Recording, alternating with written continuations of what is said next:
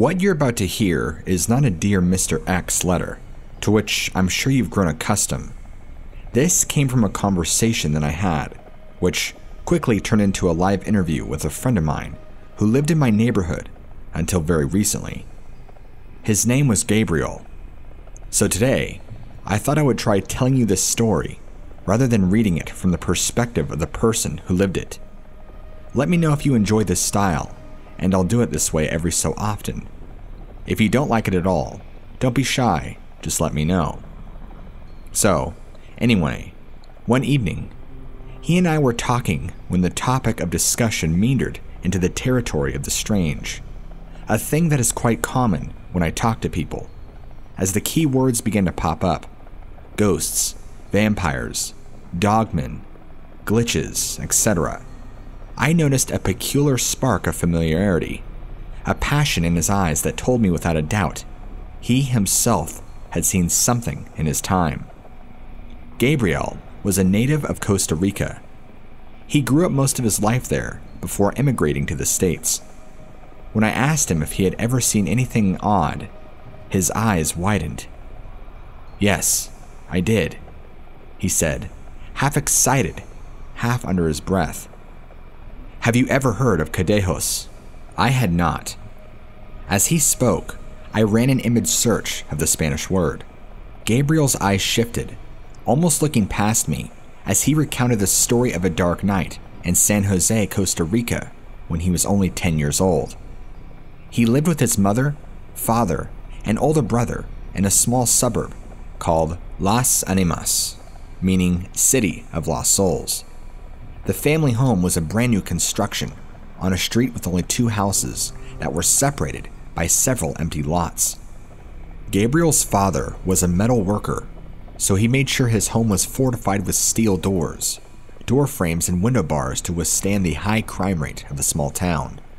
The small backyard was walled in to make it less attractive to robbers, and they had a Doberman guard dog named Rambo to keep watch when the family was out and about. The dog had to be trained to only accept food from Gabriel's father, because thieves in the area were known to try and feed poison to guard dogs in order to gain access to homes. In that neighborhood, there was typically an unspoken curfew for children after dark. If they were away from home and not with their parents, or didn't have a ride home, they were basically to stay the night wherever they were, just to be safe. So, one night, Gabriel and his brother Miguel were over at their friend Carlos's house, who happened to live in the only other house on the street. They ended up staying until just after nightfall, but they really wanted to go home anyway. The 2 brothers debated with Carlos and his mother about walking home.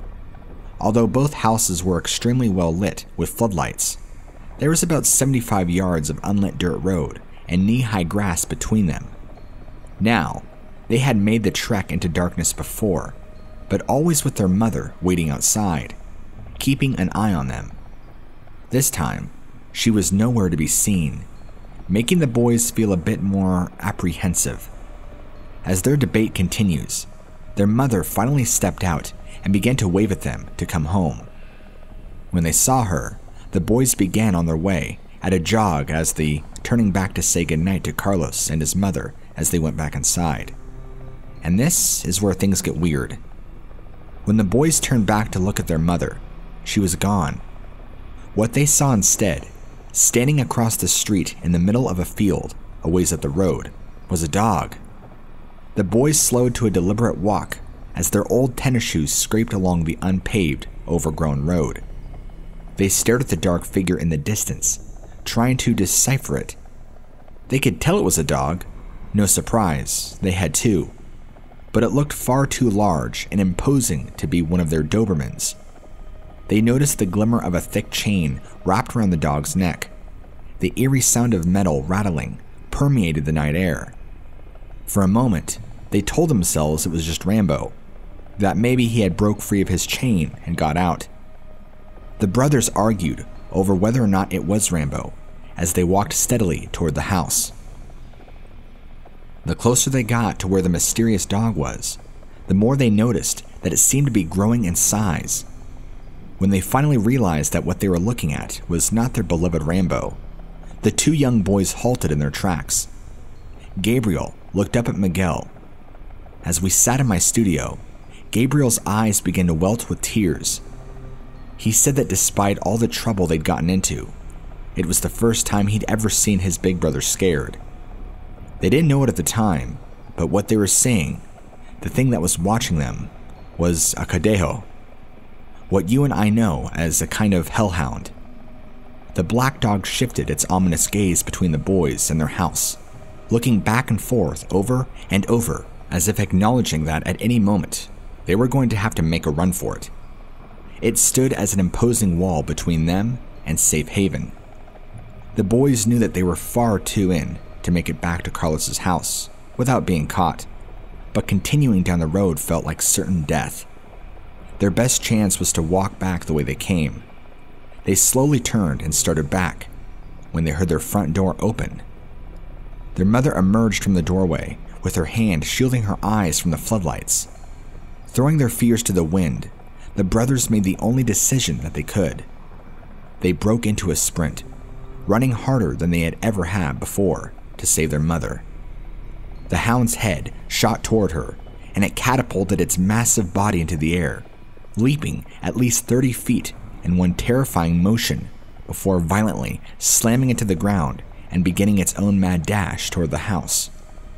The beast cut a wide path through the tall weeds of the field.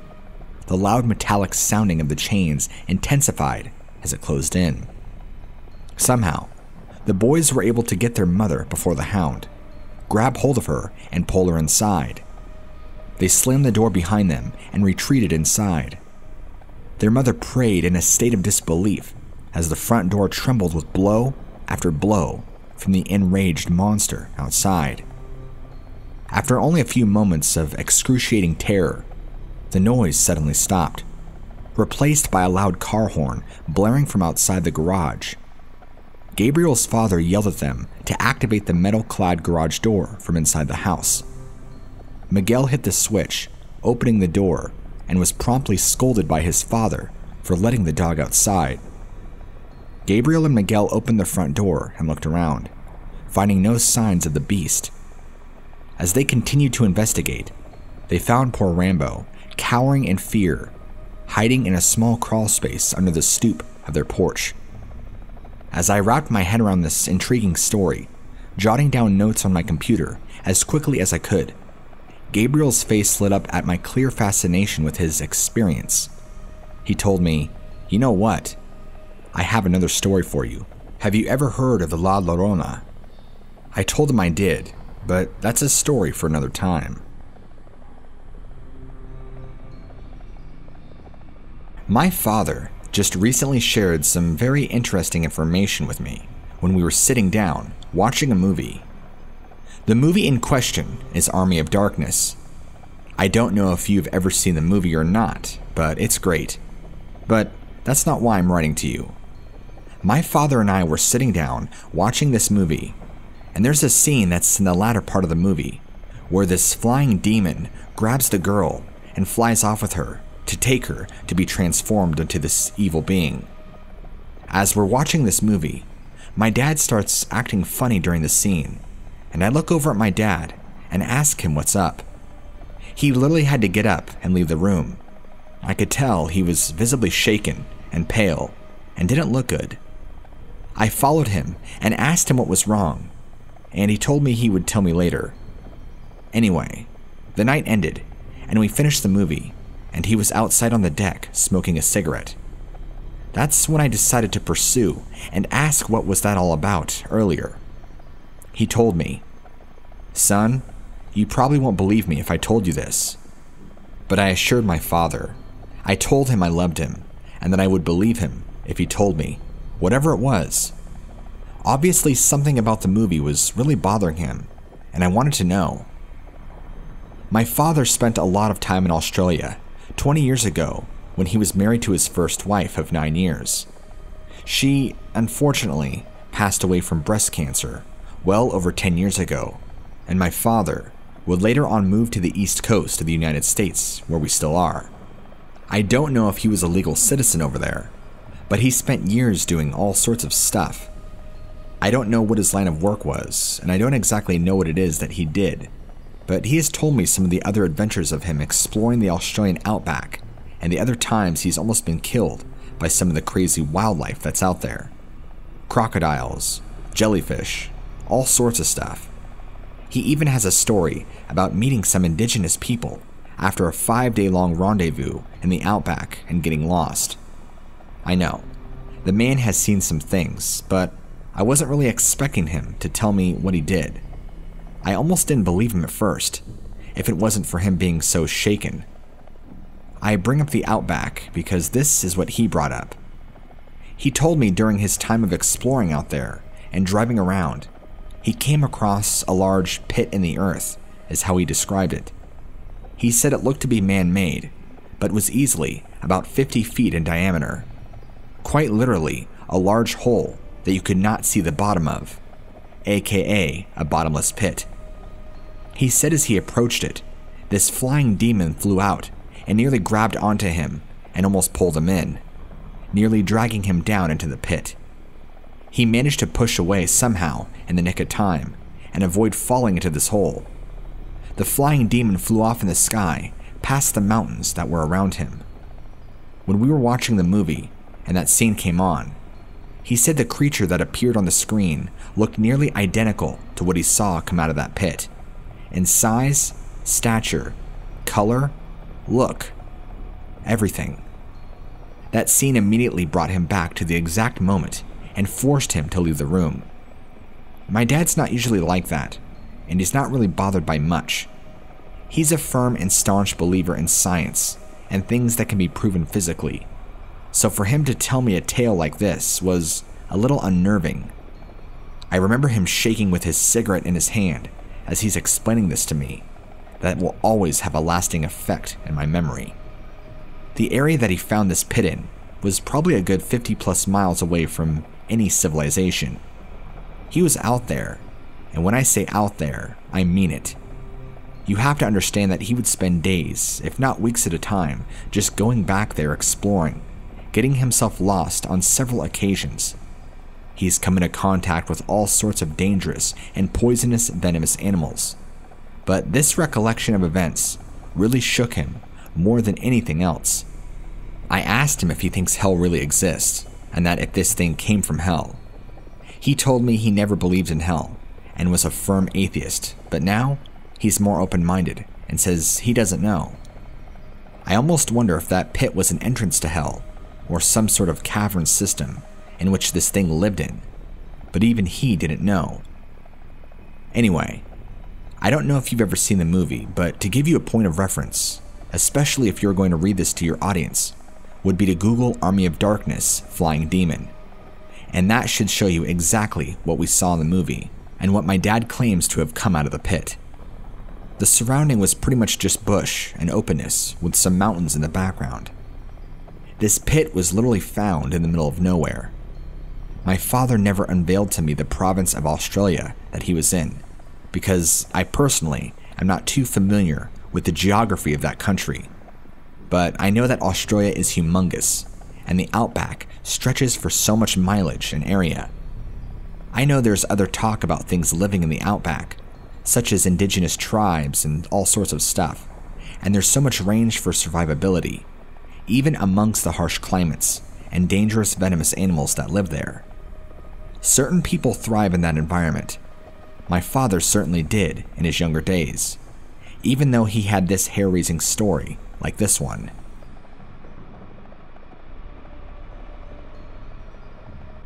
My friends and I used to camp a lot in the El Dorado National Forest. We had a spot along the Sopiago Springs that we used to camp at a lot. One weekend, we decided to go for a 3-day foraging camp. We brought in MREs in case we couldn't find anything, some guns, and some supplies to set up shelter. But that's about it. First night was chill. We cooked a bunch of crawdads and a squirrel my buddy shot, drank a few beers we'd brought, and slept just fine. Next day, something felt off to me.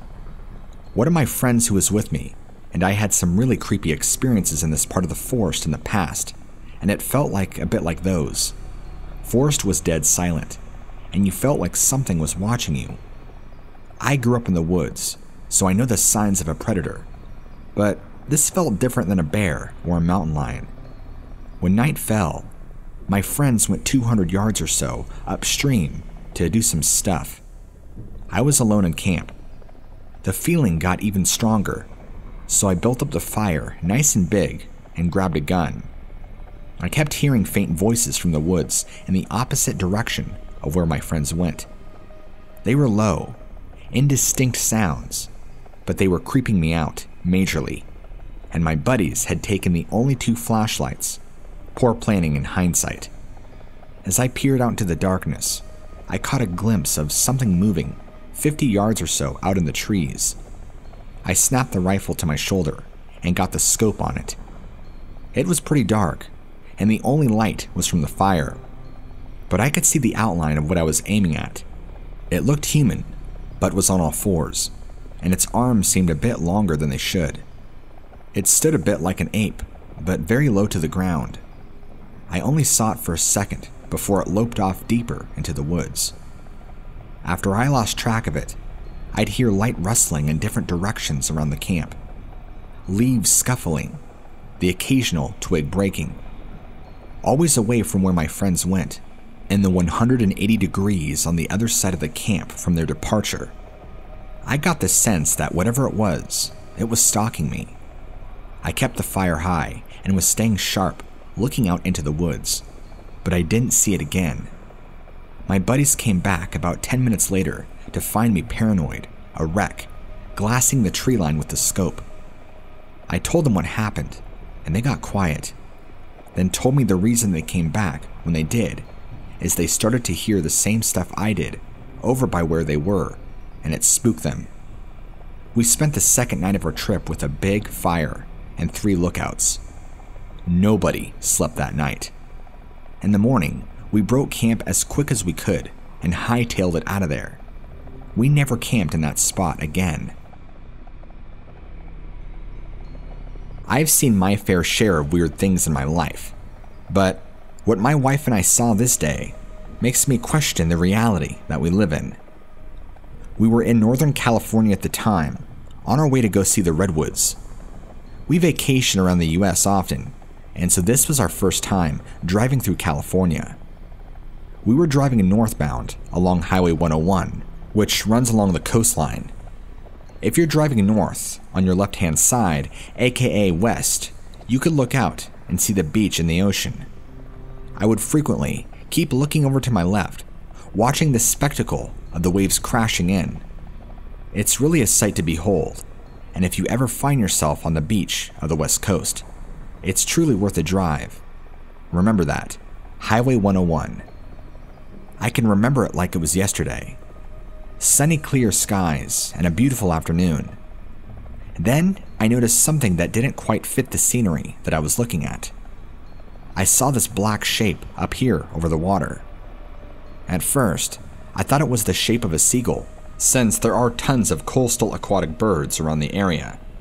But I noticed this shape didn't quite fit that of a typical bird, and it was beyond much larger than what I would expect. Whatever it was that was flying in the air, I have zero perception of how high it was above the water. It was flying at an angle though, heading north, but northeast, so it was slowly coming in our direction while still aiming north, meaning that eventually this thing would fly directly overhead if it kept on its path, and we would intersect.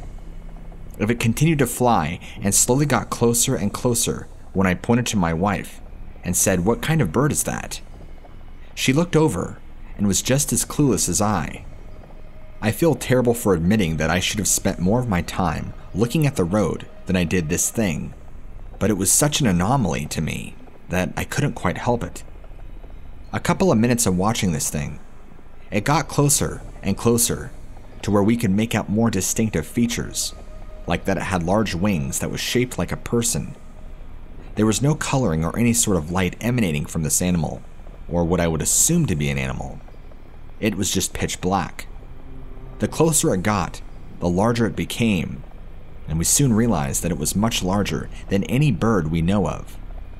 Of course, there was other traffic on the road, so I'm sure we were not the only ones to witness this that same day.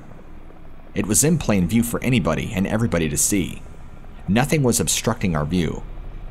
At one point or another, it just vanished, and we never saw it again. We're not sure where it went, or if it descended, or if it shot off in a different direction without us noticing. With me driving, I couldn't keep my eyes on it 100% of the time, so I would just keep quickly glancing over at it. And between the last glance, it was gone. It sparked hours worth of conversation between my wife and I on what it could have been. Later on, pulling on our laptop, we tried to look at anything that would remotely resemble what we saw, and that's for the first time when we saw a picture, or should I say silhouette, of the Mothman. I don't know anything about this supposed Mothman, but I do know that the silhouette of this thing, a big husky-looking black shape with large wings, is almost identical to what we saw. Even with the sun shining and the broad daylight, there were still no features, only discernible darkness. But the shape is exactly what I saw and remember it being.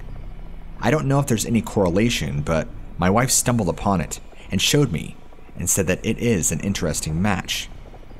My wife and I have pretty firm beliefs and roots in science, being agnostics and all, but I feel it's important for everybody to always try and keep an open mind if presented with new information that will change my beliefs. This has been one of those events in my life that makes me question what I know, because there is certainly no explanation for what we saw. We have not talked to anybody else about our experience.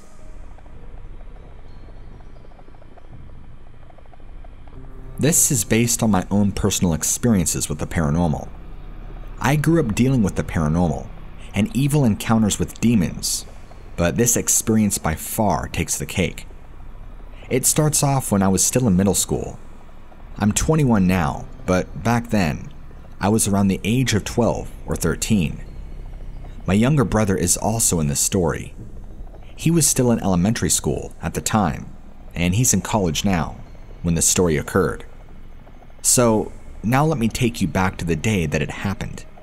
It was a normal school day, and me and my younger brother rode the same bus to and from school. Everything was fine up until we got inside our apartment home where me, my siblings, and my mom were living. In this particular moment we had arrived home, it was only us there. Nobody else was home yet from school or work. We headed straight to our rooms like we usually did to set our things down and relax in our rooms.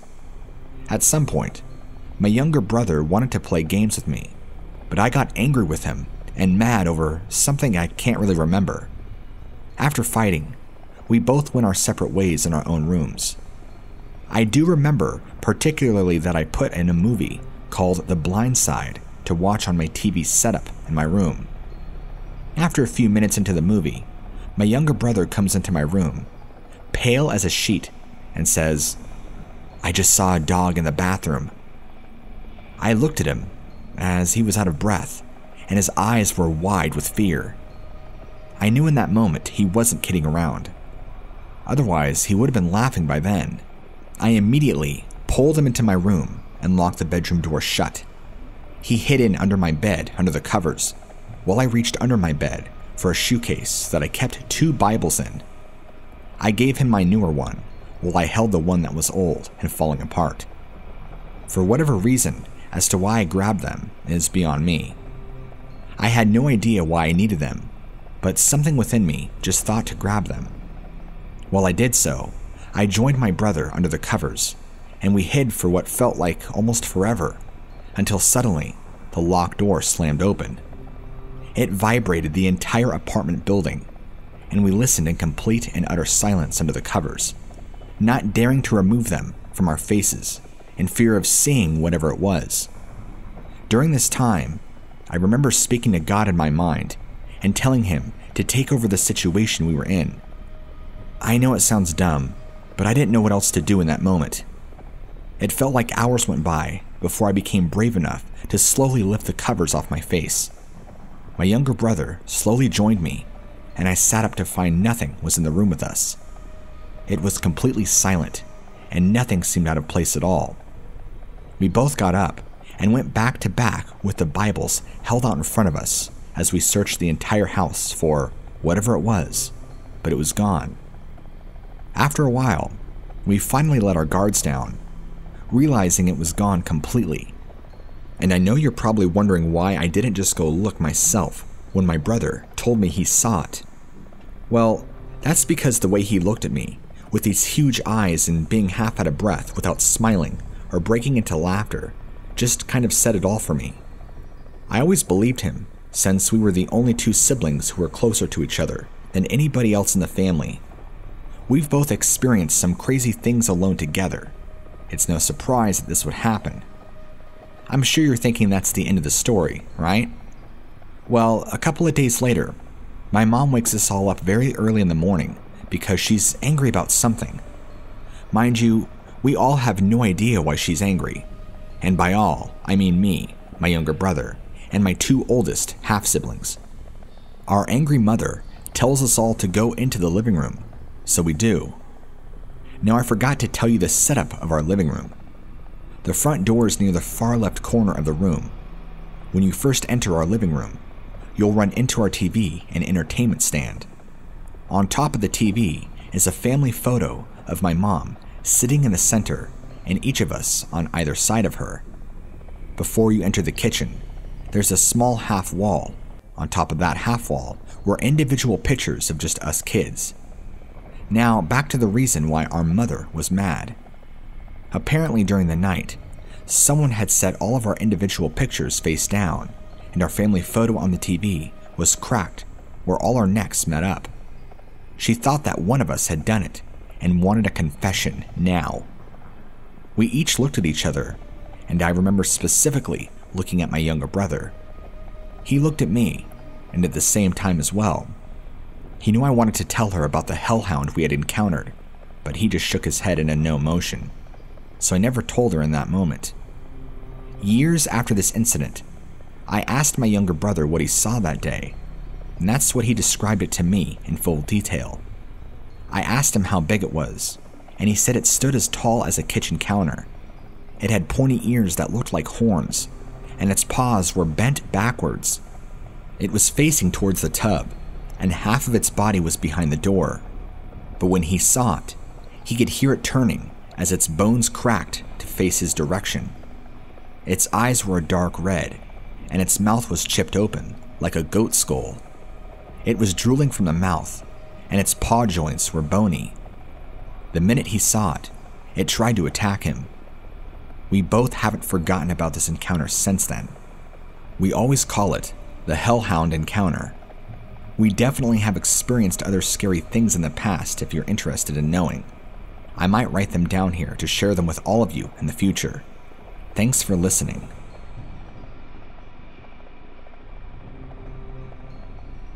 My best friend and I were chased by something. What? I'm not sure. I can tell you it looks like a giant hideous bat from hell that latched itself onto the top of my car and held on for some time before finally flying off into the night. It even tried to shove its clawed hand in my window and grab at me.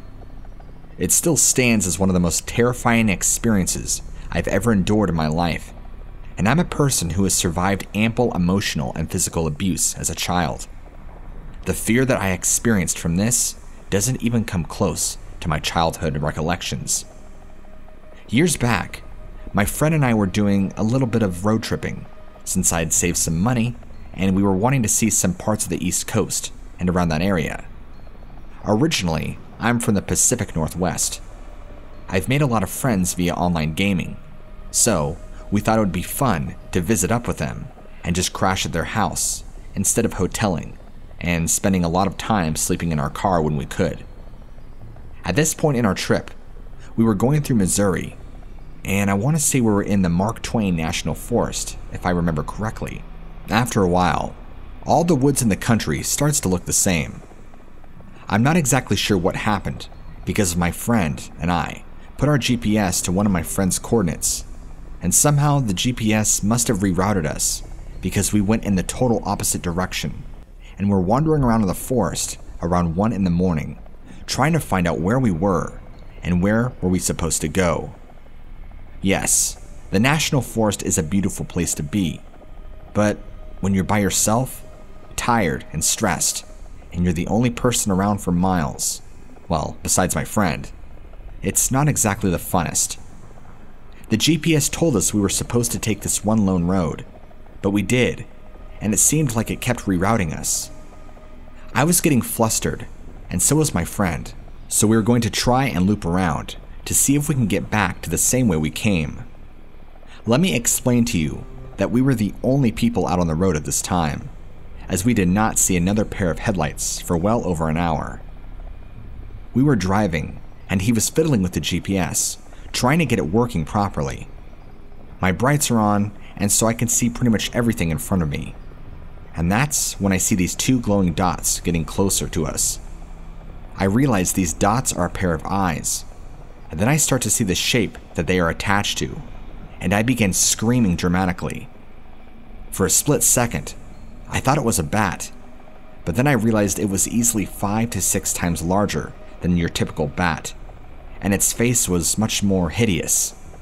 It looked like a demon bat, if I had to tell you what I thought, and it was much bigger than I. It flew right at our car and landed on top of the vehicle.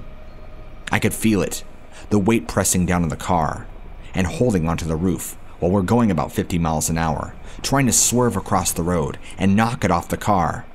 My friend and I are screaming, oh God," at this thing, and it sticks its nasty arm in the driver's side window, nearly grabbing for my face.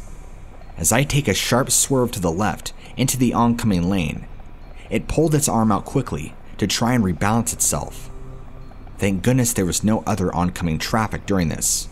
I sped up to around 80 miles an hour and slammed on my brakes as hard as I could. I was driving so erratically, trying to get this thing off of our roof, that I'm surprised I did not flip the car once. I could feel the weight come off the vehicle as soon as it left and flew off. My friend and I just kept driving for hours, amped up on adrenaline and fear, not knowing what just happened to us and trying to process what that was. We ended up driving for a few more hours, stopping at a gas station to get a couple of Monster energy drinks and pushing through until morning, until we could find somewhere to crash. I certainly was not going anywhere near the forest we just came through with whatever the hell that thing was. This was a truly terrifying experience for me. A few years back, when I was either a sophomore or freshman in high school, I didn't have Wi-Fi in my household, so I would walk down a few blocks to the local library after hours and watch YouTube videos until I was all caught up with my subscriptions. Usually, I'd be there from about 10 p.m. to 1 a.m. After I was done, I'd leave and walk home. However, this night was a very different occurrence. As a very superstitious person and one who believes in the paranormal, I am susceptible to late-night paranoia. On this night, I was midway through a video when I felt more than I heard this booming bark. Initially terrified, I peeked around the corner of the library entrance for the source. Nothing was in sight, and this wasn't the bark of a normal dog. All bass, no treble, and it felt different. At this point, every single dog in the neighborhood erupted into a barking fit that lasted for about 5 minutes. Being terrified as I was, I ran across the street and barred myself behind a door leading to an apartment. I waited there with my handy knife at the ready for 20 minutes. I had planned to wait until dawn, but I just wanted to get home. So, as I ran home, the barking of the dog seemed like it was following me. In my heart of hearts, I truly believe I had a close encounter with a hellhound. Safe to say, I paid for my own internet from this point on. This was just a couple of months ago. I was driving along Interstate 80, probably about 100 plus miles outside of Chicago, heading west. It was evening time, fairly dusky, and since I was facing away from the sunset, the night looked rather darker than usual.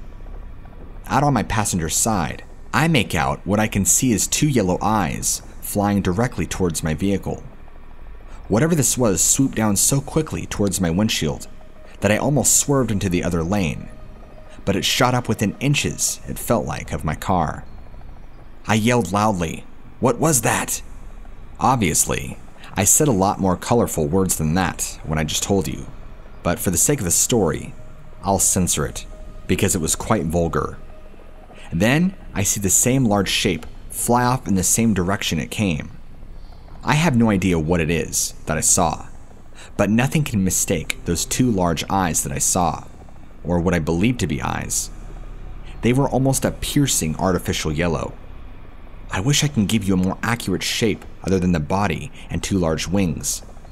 I have no business with these kinds of things, since I work for a private insurance firm. I'd really prefer if you kept my credentials private and didn't mention my name or where I was from. Whatever it was scared the living daylights out of me, and I had to pull over and take 5 outside my car with my cigarette. While I was out smoking, I checked my car for damage, and luckily there was none. I don't think whatever kind of bird it was hit my car. Then again, I don't know if it was a bird or not. Do birds have big glowing yellow eyes like that are larger than me? It freaked me out, and I don't know if this fits in any category that you know of. I kept it to myself because I thought I was losing it, and I didn't want anybody else to think I was crazy or having some bizarre hallucinations. That is until around mid-May, when one of my childhood friends, Sam, has dinner with me and shared her experience with what I believe to be the same thing I saw. Her sighting occurred near her home, where it landed on her roof and tried to break into her house from what she described.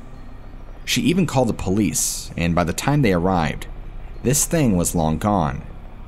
She has a portion on her house where she has a large sunroof or window on her roof, and this thing was peeking in, trying to break through the glass. She told me it was the most terrifying and horrifying thing that she's ever had happen to her. I was so shaken by her testimony myself and can feel her fear that I decided to open up about what I saw only a few weeks prior to this dinner. She lives just outside of Chicago to the north in a larger, more sparser neighborhood. There's not as many houses packed together, so it's not a tight little suburb like you'd expect. After exchanging testimonies, we believe that we saw the same thing. The only thing she brought up with that she believes it could be was the Mothman, which fits the description of what she and I explained. I don't know anything about that stuff, as I said already, so this was news to me, but I thought you might find this interesting. Look, I'm just trying to live my life as normal as possible, and if I don't think about these things, then maybe I won't have to worry about them happening again, and I can just leave this all in the past where I want it to stay, for good.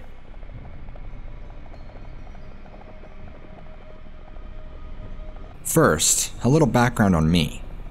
I live in Utah, and I go camping a lot. I've got it pretty much down to a wrinkle. Usually, I do a bunch of research papers on the areas where I plan to camp, even missing persons in the area, or unidentified remains that have been found, accidents, anything creepy of note, because I love macabre stuff like that.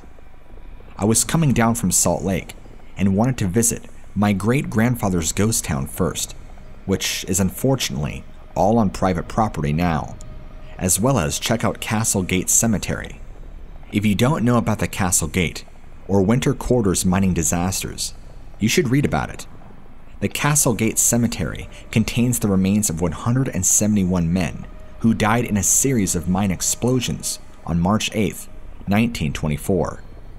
It's just really eerie, seeing the same date of death on all the grave markers. It was a very small town, and almost all men of working age died that day, leaving almost every woman in town a widow.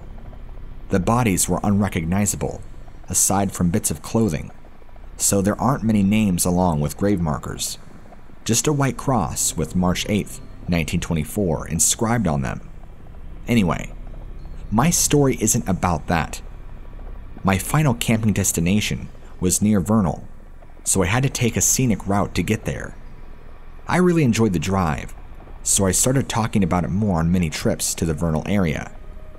Recently, my fiance, who we will call Colby, and I noticed some pretty sweet looking camping spots along the way. So, we decided to camp there last month. It was great, beautiful, and easy to access for my SUV.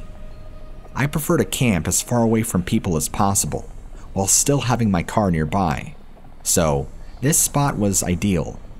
I hadn't noticed any signs except that they were camping in the Ashley National Forest, which is weird because I always thought the Ashley Forest was closer to Flaming Gorge. It's just really big. Colby and I love camping, so we decided to take his 12-year-old son, who I will refer to as Kyle, with us for the Father's Day weekend. Kyle had never been camping before. The night before we were due to leave, I could not sleep at all. I had an abnormally long anxiety attack, which was unabated by my anxiety medicine. I couldn't shake the feeling that something awful was going to happen to us if we went. I spent the morning crying and shaking, wondering if I was experiencing a legitimate gut feeling, or if it was just my mental illness causing me to think irrationally. I voiced my fears, as Colby also experiences anxiety, and he is incredibly understanding when my mental illness gets rough. I did not want to ruin Father's Day for him and our kiddo. They were very set on going. I eventually calmed down, and we arrived at our spot after about a 2.5-hour drive. There were no other people around, which was fantastic. The area is home to a lot of free-range cows, and there happened to be a ton of them around our campsite. They kept their distance, and we left them alone, but we had a plan to jump in the car if they got too close or a bull came along. The weather was perfect. There weren't too many bugs, and aside from the cow pies and a lot of cattle, I couldn't have asked for anything better.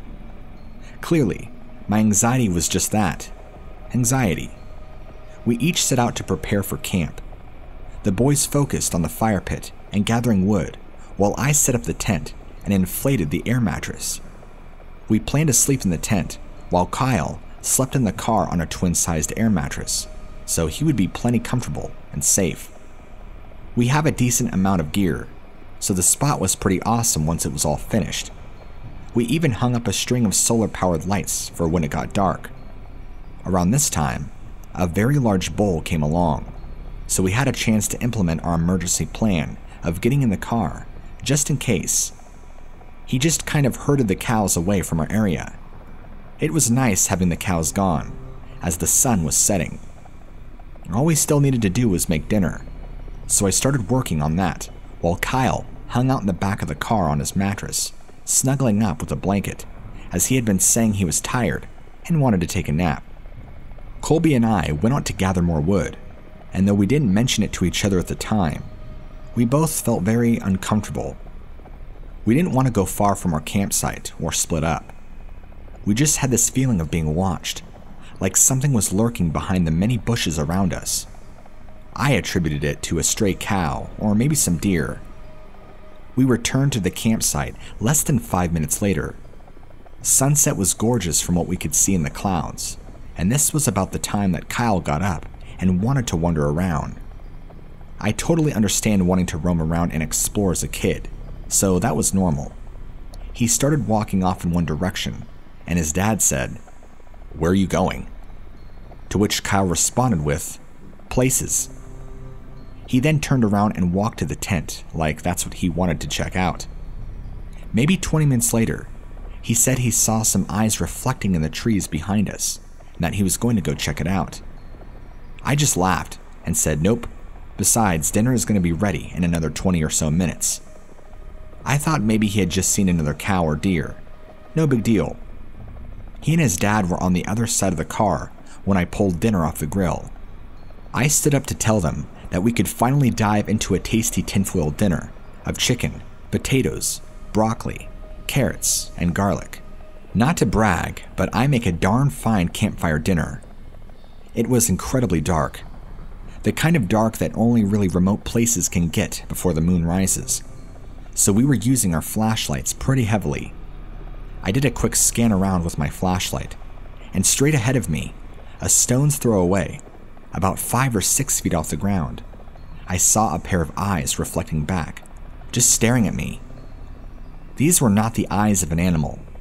They couldn't have been a cow, deer, elk, bear, or a mountain lion. They were just barely reflecting, and they were very close together. They looked distinctly human. There's a person just staring at us in the middle of nowhere? They didn't make any noise getting there, and they did it in the dark without a light. My stomach sank, and every hair on my body stood on end. I called out and said something like, "Babe, come look at this," because I was unsure of what I was actually seeing. As I partially turned to look for my fiancée, my flashlight left the eyes, and I immediately whipped it back over. The eyes were still there, just staring right at me.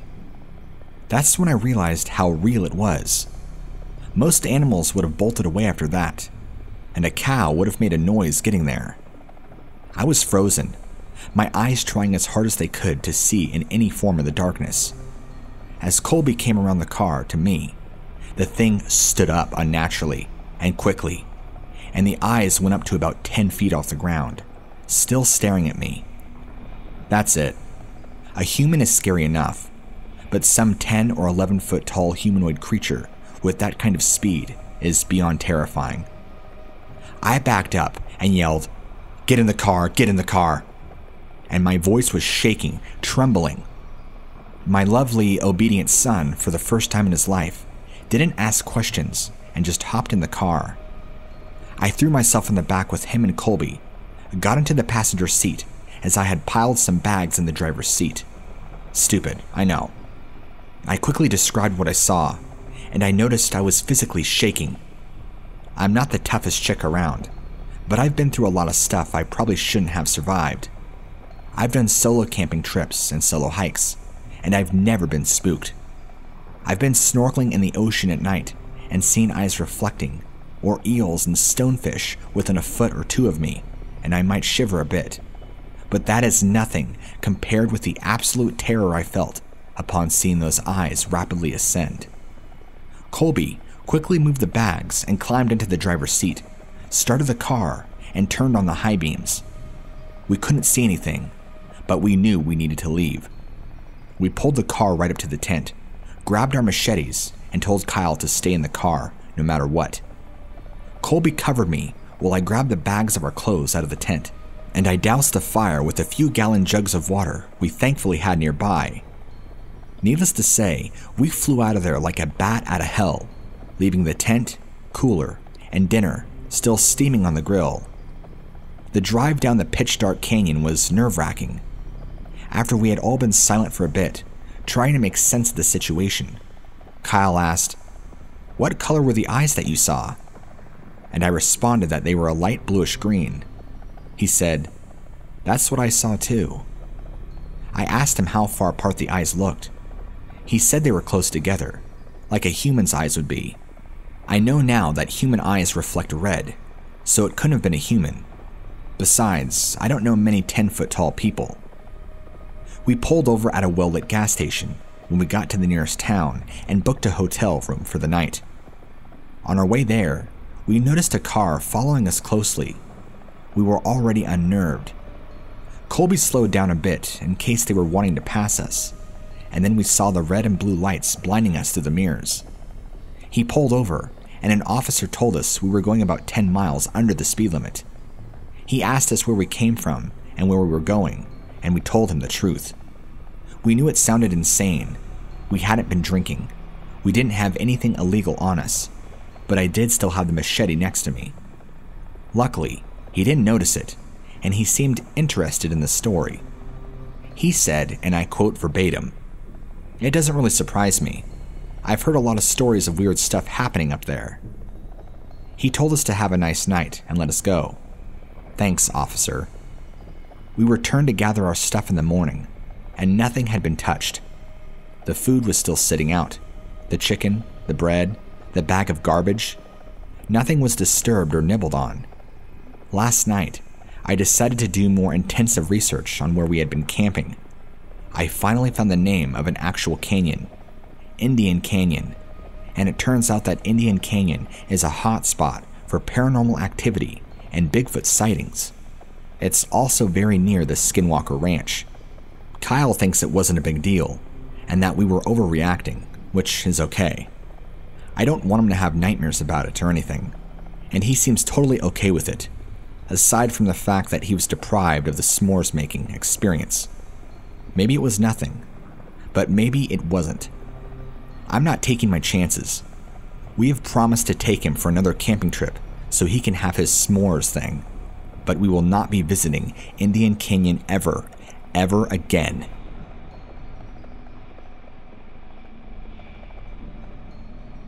To this day, I am not quite sure if I exactly saw something or not, but I certainly cannot explain the phenomena. Last year, I was with my brothers on our way to Las Vegas for a 1-week vacation where we planned on binge drinking, some gambling, and debauchery. We were driving there, and if anybody has ever driven through Nevada or any of the southwestern United States, you would know that it is a vast wasteland of desert and nothingness. It's important for me to mention this first, because mistaking something being there and not being there, it's pretty hard to do when your backdrop is a stale, plain desert. Because I was in the back driver's seat, I couldn't tell you what highway we were on, or what even road we were going down, and quite frankly, I don't really care, because that doesn't matter in the story. I believe at this point, though, we were probably a couple of hours outside of Vegas, and we were on a long stretch of road, as is much of the state. To my left was kind of a rocky outcropping. Not quite a big mountain or cliff, but just a lot of rocky-like hills. I might be terrible at describing the landscape, but if you need a visual, just simply Google Maps a random highway in Nevada so you kind of understand what I'm talking about. The landscape really doesn't change much. Anyway, I'm looking out, and I see what looks to be a large black shape sitting on a boulder far away from the road. My first impression was that it was some large gargoyle or something. I remember thinking how weird it was, because I was like, who in their right mind would place a gargoyle out here? I thought they belonged on Gothic-style buildings and things of that nature, in downtown government buildings and cities. It was pretty large too. Even from far away, I could tell the boulder in itself was larger than the car, but I just assumed it was a statue of some sort. It wasn't moving at all, and appeared to be perfectly still. I even nudged my brother to the right of me and said, "Look, I didn't know they had a gargoyle out here." His reaction was just kind of like, huh, maybe the natives out here built it for protection. Our conversation probably lasted a whole 2 minutes, and then we continued on with life and the drive to Vegas. The same area that we were driving by had a section of specific houses in a tiny row, maybe like 3 or 4, and a notable, broken down old blue Ford pickup in front. Not far away was the boulder in question, with the gargoyle statue on top of it, or what I believed to be. We continued our trip to Vegas and did our week-long vacation. We drove back from Vegas on that exact same road, and I just also happened to be on the passenger seat, back seat this time. Looking at the same direction on the way home, we came across this exact stretch of road, and without me even thinking, I just happened to be looking out in the same area. I knew it was it, because my mind immediately recognized that old beat-up Ford pickup truck, the blue one that I had just mentioned, that I saw a week prior. Then, I saw the few houses that were in the same line and row, and realized this is the exact spot we passed.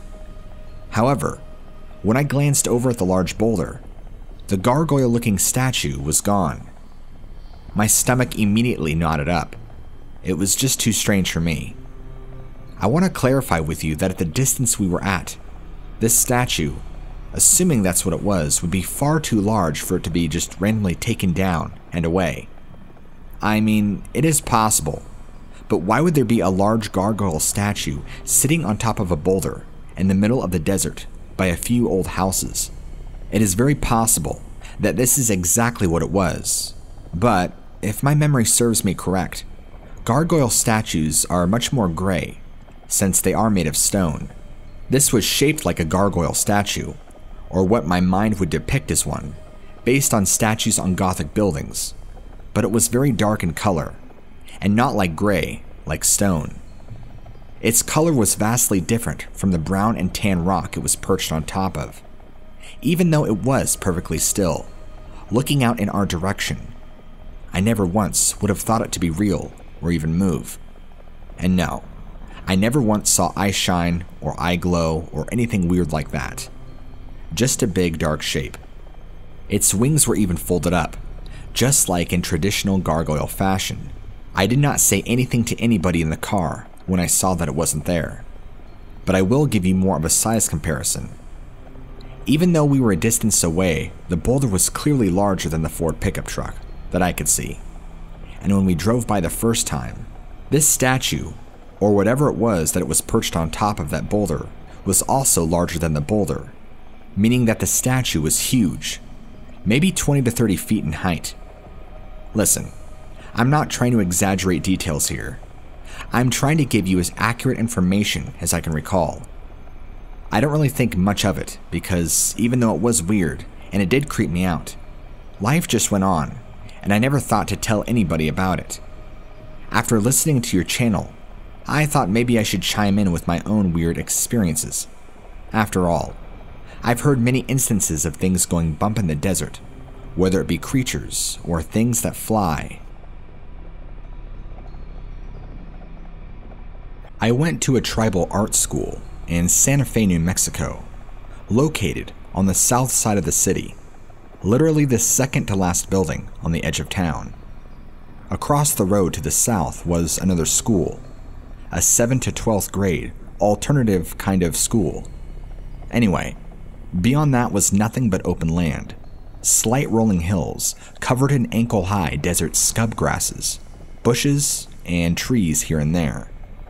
This desert plain extends as far as you can see to the mountains about 60 miles south by Albuquerque and beyond.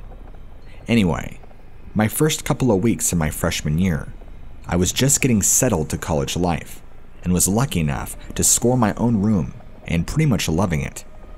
College was awesome. Anyway, I've been a pretty big stoner since I was 14, and this didn't change much in college. It was just after midnight, and I went outside behind the student housing building to smoke a bowl and found myself alone. It was a smaller school, about 250 on-campus students, so it was not unusual to find the smoking area empty. So I'm smoking some hash on a nice bowl of bud, listening to music, you know, getting nice and stoned when I spot movement across the street. From vantage point, the road running perpendicular between my dorm building and the school across the street was on a bit of a hill, and the school beyond was lower on the other side. That is to say, the roof of the building across the street was at eye level, and the movement on the roof caught my eye. There was a pale, skinny person running on the roof of the damn school across the street, maybe 200 feet, maybe 250, away from where I was smoking. I watched this figure run the length of the building's roof and jump off, and where it leapt down, there was an exterior light that illuminated this figure. I stared for a couple of seconds, not really believing it, and noped out back to my room. This started a whole series of stuff related to the tall white figure out there. For 4 years, it was something I kept an eye out for. My ex-girlfriend saw on the road to school, and my roommate I eventually got had his own encounters with. I scored an RA position next semester and sold a ton of weed, so I was in a lot of gossip and stories around the campus. It was a small school, and I was somebody people talked to. I heard stories from other people. One time, I went to deliver a stash to my buddy down in the family housing on campus. During the day, mind you, and when I knocked, homie was looking through the blinds all sketchy-like. I gave him a hard time, because he knew I was coming by, and first thing he said to me was, "I thought you were that white thing." That chilled me, because I talked a lot about the sketchy white figure to a lot of people, but not him. So yeah, other people have seen it too. One family had an incident that left the mother seeking counseling or some kind of psychiatric help. I know this through my job as an RA, and damn, I'm sure it was a crawler. Anyway, I apologize for my rambling story.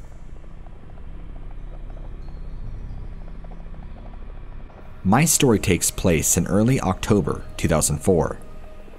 Listen, this is a little bit emotionally taxing for me to share, so I hope you can bear with me in case I get lost. I did lose a close friend during this incident, and I don't take it very lightly. He was murdered by whatever animal we happened to encounter that day. What it was, I'm not sure. Even the police report listed that he had fallen to his death, but weren't sure how. During this time, I was spending a lot of my free time hiking with some other close friends of mine, namely one of my best friends, Richard. He was only 2 years older than I, and we spent weekends trekking into the wilderness, building up our endurance and stamina for more intensive hikes. This particular incident, we were hiking on Mount St. Helens, which is in Washington State, for those that are uneducated. Sorry, I didn't mean to sound that snarky in a condescending way. I just don't expect you or anybody you might share this with to automatically know the United States. We had planned a weekend where him and I were going to climb this mountain and reach the summit. I'm not exactly sure what happened along the way. We got to a section on the trail where we began hearing rustling and loud noises from the timber near us, like something big was moving. We stopped to see, and out up in the trees came this large giant bat, or so it looked like at first, but was covered in thick matted hair. It was humongous, much larger than a bat, and the longer Richard and I spent looking at it, we could make out more details, that it looked to be more like a giant gorilla with wings that flew right at us. Richard and I took off fleeing for our lives as this massive bat gorilla thing human took aim at us. It propelled itself right at Richard and grabbed him up underneath his arms, picked him up, and started flying up in the air with him. I'm screaming bloody murder and the sheer disbelief of what is actually happening before me. This thing flies a little ways over a steep, rocky embankment and drops him about 80 feet, and he falls to his death, landing broken on the rocks beneath. I really don't like to get into detail beyond this because it's too traumatic for me to recall. I'm going to leave it at that. I saw everything, blood and all. I wish this encounter could be longer, but it was so traumatic for me that I feel like my brain blocked out a lot of the vital and visual details. Even writing you as much as I have about this encounter, I feel like has been enough.